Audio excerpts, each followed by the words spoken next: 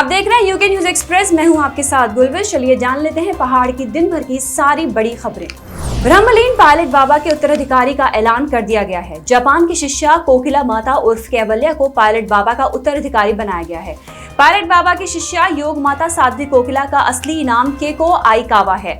शुक्रवार को आयोजित सभा में जूना अखाड़े के महंत और संतों ने कैवल्या देवी को बाबा का उत्तराधिकारी घोषित किया है। इसके साथ ही उन्हें पायलट बाबा आश्रम ट्रस्ट का अध्यक्ष बनाया गया है, जबकि दो अन्य शिष्याओं महामंडलेश्वर साध्वी चेतनानंद गिरी और साध्वी श्रद्धा गिरी को ट्रस्ट का महामंत्री नियुक्त किया गया है।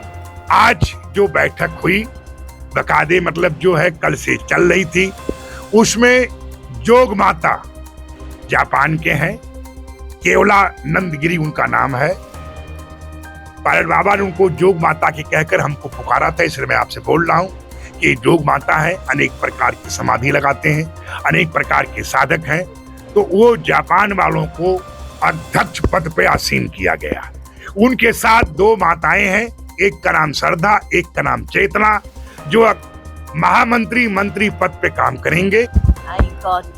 Underground summit I did, and Baba to the same Guru, Hari Baba is my Guru, and Bharata Baba Guru, and brothers sisters. Baba is greatest soul. To Baba become Mahasamadhi, the people lost something, but Baba is always with us. Or great work he done. He want to world of peace, people love and Shri पंचदश नाम जूना अखाड़े के महामंडलेश्वर महायोगी pilot बाबा का मंगलवार को मुंबई के अस्पताल में निधन हो गया था। बाबा को गुरुवार को हरिद्वार के कनखल के आश्रम में महासमाधि दी गई थी। पायलट बाबा अकूत संपत्ति के मालिक थे। उनके सबसे ज्यादा अनुयायी रूस, यूक्रेन और जापान में हैं। उत्तराखंड में पर्यटन मंत्री सतपाल महाराज के बेटे सुयश रावत द्वारा टिहरी झील में क्रूज और यार्ड बोट चलाने के लिए आवेदन से जुड़ा विवाद और बढ़ गया है। कांग्रेस मंत्री सतपाल महाराज पर बेटे को फायदा पहुंचाने का आरोप लगाते हुए धामी सरकार पर तीखे हमले बोल रही है।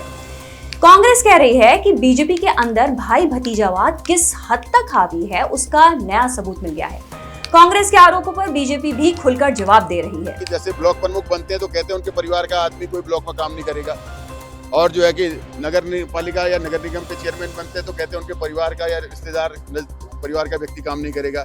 तो ये बात मंत्रियों के लिए क्यों नहीं है? अगर मंत्री जिस विभाग का मंत्री है उसके परिवार के व्यक्ति को उस विभाग में काम करने का अधिकार नहीं होना चाहिए। अगर ये नियमावली है तो उसके खिलाफ में जो है कि ये बड़ा भ्रष्टाचार है। अगर नियम नहीं है तो इसे लाया जाना चाहिए। जब से प्रदेश में ये भारतीय जनता पार्टी की सरकार बैठी है तो इनके ही परिवार के लोग, इनके ही रिश्तेदार के लोग विभिन्न पदों में नियुक्त हो रहे हैं या उनको ठेके मिल रहे हैं। और ये सबसे बड़ा गंभीर विषय है कि एक मंत्री के बेटे को अगर टेंडर मिला है तो इससे बड़ा भ्रष्टाचार और क्या हो सकता है।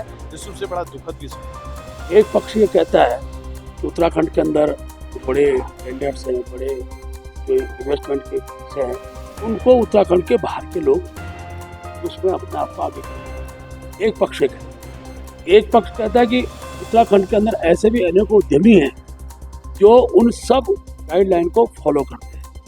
तो अगर जो गाइडलाइन फॉलो करते हैं आवेदन वही कर सकते हैं। तो उसको किसी का पुत्र आ जाए, इसको कम से कम संशय की दृष्टि नहीं देखना चाहिए।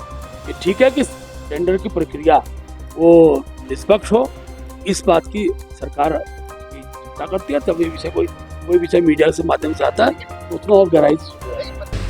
उत्तराखंड की धामी सरकार ने विधायकों को दिया है बड़ा तोहफा। विधायकों के वेतन भत्तों और सुविधाओं में जबरदस्त बढ़ोतरी कर दी गई है। गैरसैंण में चले विधानसभा के मानसून सत्र के दूसरे दिन विधायकों के वेतन भत्तों में बढ़ोतरी का विधेयक पारित किया गया। ये विधेयक पास होने के बाद प्रदेश के विधायकों की सैलरी करीब 1 लाख रुपए बढ़कर 4 लाख रुपए महीना तक हो गई है। अभी तक विधायकों को वेतन भत्ते के रूप में हर महीने लगभग 2,90,000 रुपए मिल रहे थे। विधायकों को कर्मचारियों के समान कैशलेस की सुविधा भी दी गई है। विधायकों के वेतन भत्ते और सुविधाएं बढ़ाने पर विरोध भी होने लगा है। जन संघर्ष मोर्चा इसे जनता की पीठ में छुरा घोंपने जैसा बता रहा है। राज्य आंदोलनकारी भी कह रहे हैं कि प्रदेश पर 80 से 90 हजार करोड़ का कर्ज है। इस कर्ज को चुकाने के बजाय सरकार विधायकों की सुख सुविधा बढ़ाने में लगी है। विरोध के बीच बीजेपी के प्रदेश प्रवक्ता नवीन ठाकुर का बयान भी सुर्खियों में है, जो कह रहे हैं कि जिस तरह अपनी सुविधाओं के लिए पक्ष और विपक्ष के विधायक एकजुट दिखाई दिए, ऐसी एकजुटता प्रदेश की आवाम के हितों के लिए भी दिखाई देनी चाहिए।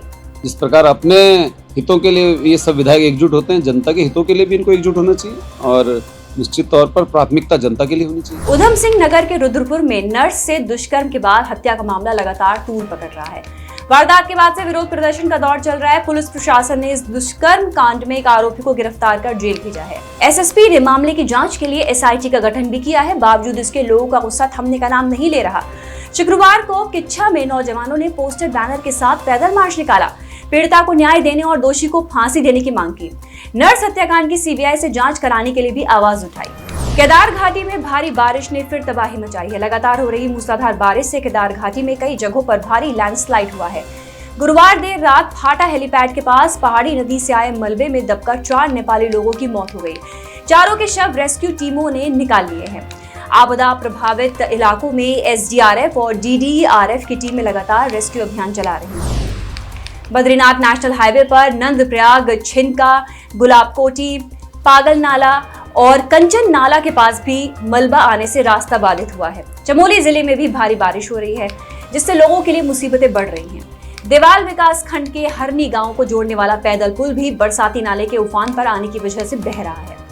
वहीं थराली में सरस्वती शिशु मंदिर और बेतालेश्वर मंदिर में मलबा घुसने से मुश्किलें बढ़ गई हैं। जोशीमठ में भी कई घरों में पानी घुसने की खबर है। टिहरी जिले में फिर बादल फटा। बूढ़ा केदार क्षेत्र के गेवाली गांव में बादल फटने से हाई स्कूल का भवन क्षतिग्रस्त हो गया। कई हेक्टेयर जमीन, पीने के पानी की लाइन और बिजली की लाइन भी क्षतिग्रस्त हो गई है। टिहरी प्रशासन आपदा प्रभावित लोगों को मदद मुहैया करवा रहा है। पहाड़ों में लगातार हो रही बारिश से पौड़ी जिले में अलकनंदा नदी भी रौद्र रूप दिखा रही है। श्रीनगर में अलकनंदा का जलस्तर बढ़ने से सभी घाट जलमग्न हो गए हैं। श्रीनगर में अलकनंदा का जलस्तर चेतावनी स्तर से ऊपर है। अगर बारिश का सिलसिला जारी रहा तो अलकनंदा नदी का जलस्तर और ज्यादा बढ़ने के आसार हैं।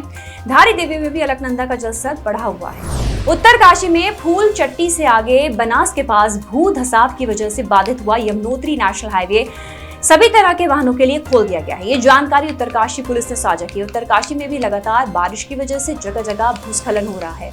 प्रशासन सभी यात्रियों से सावधानी के साथ यात्रा करने की अपील कर रहा है। मसूरी में गुरुवार देर रात हुई भारी बारिश से मसूरी धनौल्टी नेशनल हाईवे गुरु राम राय स्कूल के पास भारी भूस्खलन के बाद बंद हो गया। सड़क के दोनों ओर वाहनों का लंबा जाम लग गया है, जिससे लोगों को भारी परेशानियों का सामना करना पड़ा। रास्ता बंद होने के बाद राष्ट्रीय राजमार्ग के अधिकारी जेसीबी के साथ मौके पर पहुंचे और करीब 3 घंटे की मशक्कत के बाद रास्ते को खुलवाया। तब जाकर वाहन की आवाजाही शुरू हो पाई है। मुख्यमंत्री पुष्कर सिंह धामी गुरुवार को गैरसैंण स्थित सारकोट में शहीद हवलदार वसुदेव सिंह के पैतृक घर पहुंचे और वसुदेव के परिजनों से मिले। धामी ने शोक संवेदना जताते हुए परिवार को हर तरह की मदद का भरोसा दिया। मुख्यमंत्री धामी ने कहा कि हवलदार वसुदेव सिंह ने देश की रक्षा करते हुए अपना सर्वोच्च बलिदान दिया है, जिसके लिए पूरा देश उनका ऋणी रहेगा। सारकोट के रहने वाले सेना के हवलदार वसुदेव सिंह परौडा लद्दाख क्षेत्र के लेह में तैनात थे। 16 अगस्त को एक्सरसाइज क्लोजिंग के दौरान हुए ब्लास्ट में गिरे शेल्टर की चपेट में आने से वो शहीद हो गए थे। चमोली के खनसर में कृष्ण जन्माष्टमी महाकौथिग मेले का शुभारंभ किया। सीएम धामी ने भगवान श्री कृष्ण की पूजा अर्चना की और प्रदेश के लिए सुख समृद्धि की कामना की।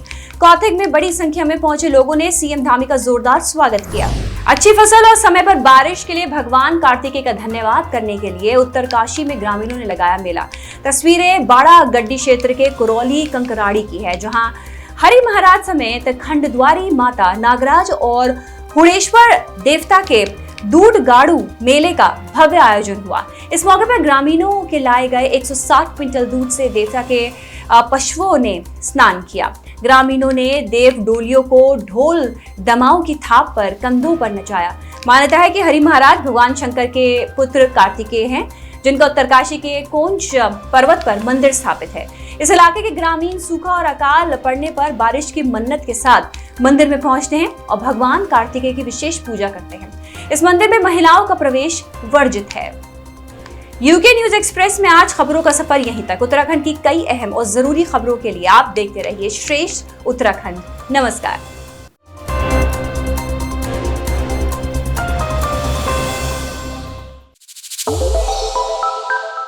श्रेष्ठ उत्तराखंड पर खबरों से जुड़े रहने के लिए चैनल को सब्सक्राइब और लाइक करें, बेल आइकन दबाएं और देखते रहें श्रेष्ठ उत्तराखंड।